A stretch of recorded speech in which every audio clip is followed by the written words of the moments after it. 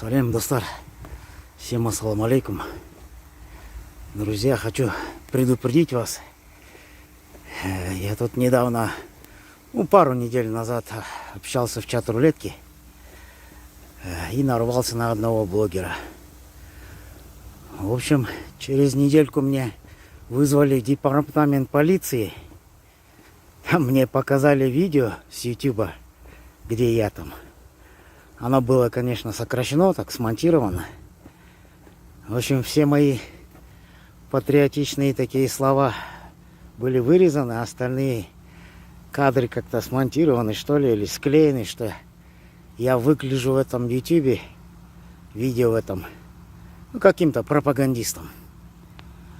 Вот, в департаменте мне объяснили, что этот блогер Фархат специально ищет людей из Казахстана, потом монтирует разные видео и в ютубе выкладывает.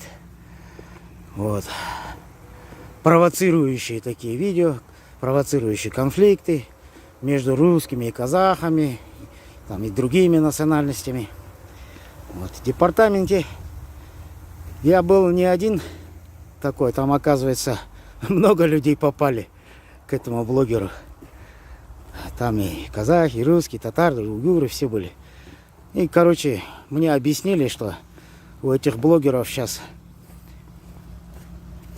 такой стоит задача такая: разжечь конфликт на территории Казахстана.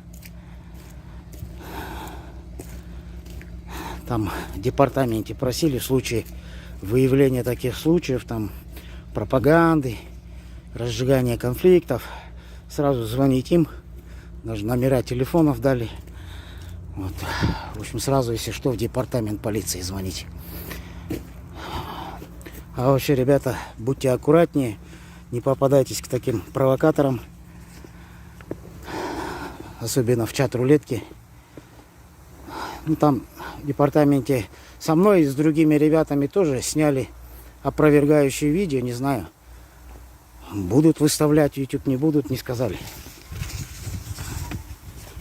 Вот. Так что, друзья, будьте осторожны. Не поддавайтесь на провокации.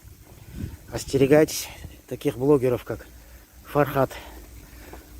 Нашей стране нужно спокойствие. Казахстану нужен мир, как никогда. Будьте аккуратнее.